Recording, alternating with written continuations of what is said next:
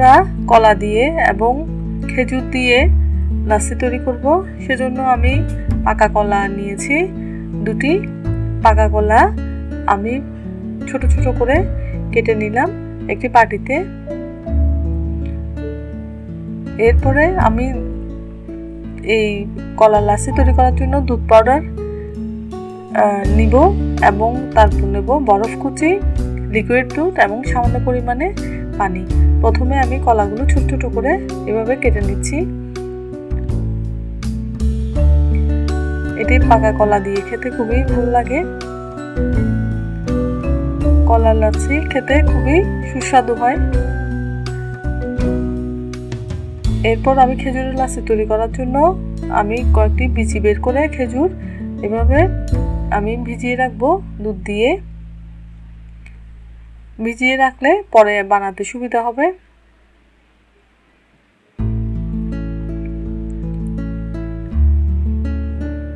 এরপর প্রথমে কলা লাচ্ছি তৈরি করব, সেজন্য ব্লেন্ডারে প্রথমে কলা দিয়ে দিয়েছি।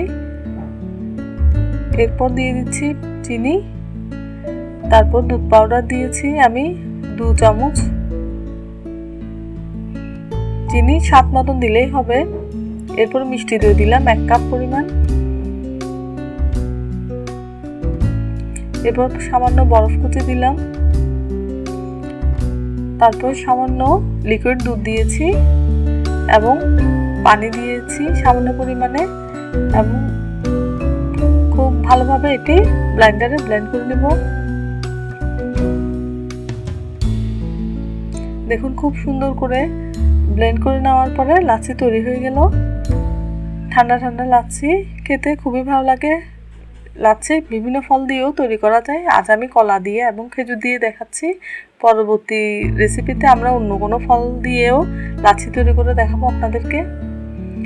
এরপর দেখেন আমার প্রায় 4 গ্লাস পরিমাণ লাচ্ছি হয়েছে এবং এগুলো আমি গ্লাসে ঢেলে রাখবো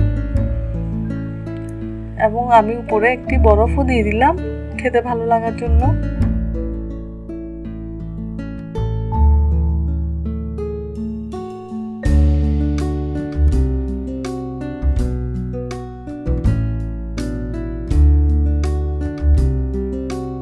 এরপর খেজুরের লাচ্ছি তৈরি করার জন্য ওই যে ভেজানো খেজুরগুলো দুধ সহ আমি ঢেলে দেব। এরপর বরফ কুচি দেব, এরপর চিনি দিলাম, এরপর দুধ পাউডার দিলাম এবং যে মিষ্টি দই দিলাম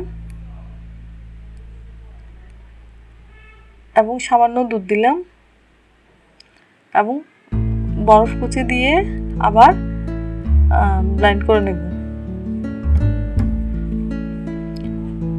এই খেজুরের লাচ্ছিতে পানি লাগবে না, এটা একটি ঘন মিশ্রণ হলে খেতে আরো বেশি ভালো লাগবে, তাই পানি দিইনি।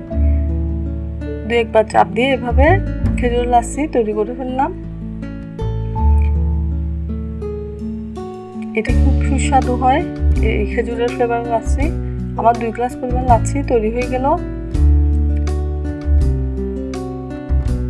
আপনারা বাসায় অবশ্যই ট্রাই করবেন। আর আমার এই রেসিপিটি যদি ভালো লাগে অবশ্যই আপনারা লাইক, ফলো এবং সাবস্ক্রাইব করবেন যারা এখনো করেননি। আর আশা করি নিত্য নতুন রেসিপি দেখার জন্য পাশে থাকা বেল আইকনটি ক্লিক করবেন। ধন্যবাদ।